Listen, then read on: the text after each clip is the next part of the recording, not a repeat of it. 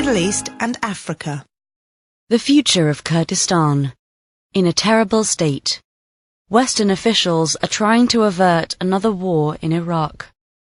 As the jihadists of the so-called Islamic State, or IS, retreat, the Arab and Kurdish forces allied against it in Iraq are turning their arms towards each other. Rather than celebrate victory, Masoud Barzani, the president of Iraqi Kurdistan, called a referendum on independence for September 25th, not just in his constitutionally recognized autonomous zone, but in the vast tracts that his forces seized from IS. Protesting against this threat to Iraq's integrity, Haider al-Abadi, the country's president, gathered his commanders at Makhmur, opposite the Kurdish front lines. If the referendum went ahead, Kurdistan might disappear, he warned. Hoping to prevent their allies from sparring, Western mediators have stepped in.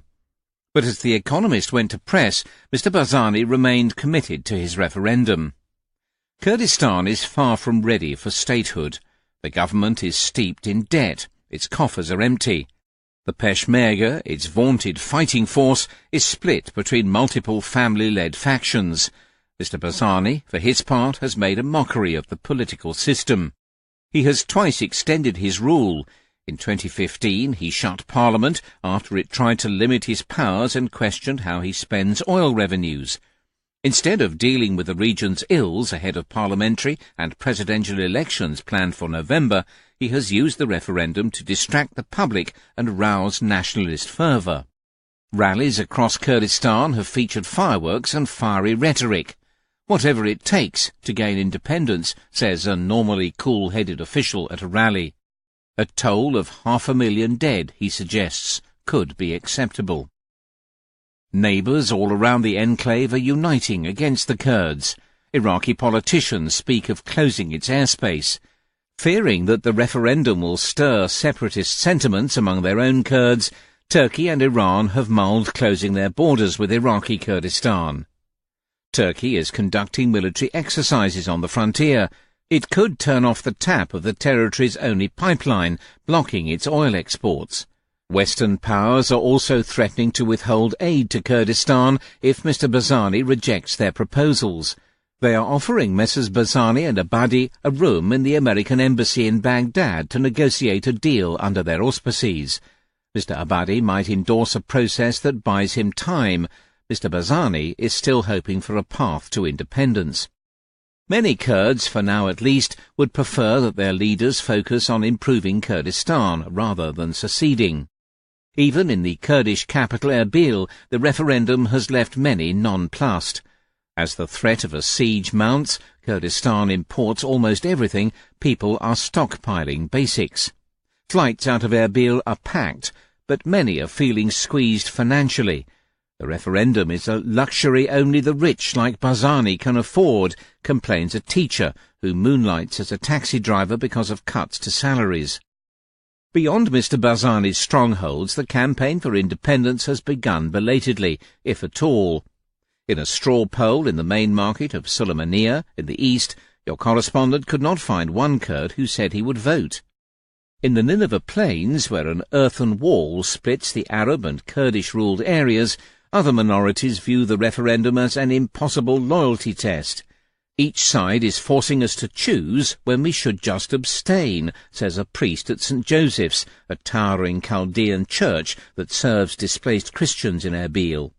Mr. Abadi is planning a conference for Christians to air their grievances at the end of the month. Mr. Barzani is urging priests not to go. The tensions are also affecting Kurds beyond Kurdistan. Under Saddam Hussein, Baghdad was Iraq's largest Kurdish city. Many Kurds have since drifted north, but hundreds still hold positions in the government and the army. Their loyalty has been questioned and jobs put at risk. If violence does flare, Kirkuk may be where it starts. Its Kurds, Turkomans and Arabs have largely avoided Iraq's identity wars. But battle-hardened Shia Arab militias have massed at the edge of the province. They will march in on September 23rd, 2 days ahead of the referendum, says a commander en route to attacking Hawija, which is controlled by IS. The province's Kurdish governor insists that a trench and 3-metre-high earthen wall, erected with Western assistance to keep IS out, will serve to repel the militias. Nevertheless, he has summoned Peshmerga reinforcements. The fighting could quickly spread along the region's ethnic fault lines into Syria, where Arab and Kurdish forces are also competing to take land from IS. Even if the referendum passes, Mr Barzani is not obligated to declare independence.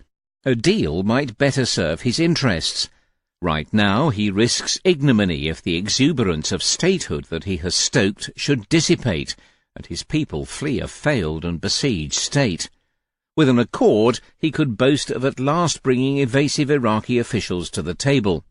He might yet win their agreement to restore the old subsidy for the Kurds that was cut when they began independently selling Kirkuk's plentiful oil. And he might add the Peshmerga to the Iraqi government's payroll, as was done for the Shia militias. He would thus alleviate Kurdish fears of being marginalized, having served their purpose in fighting IS.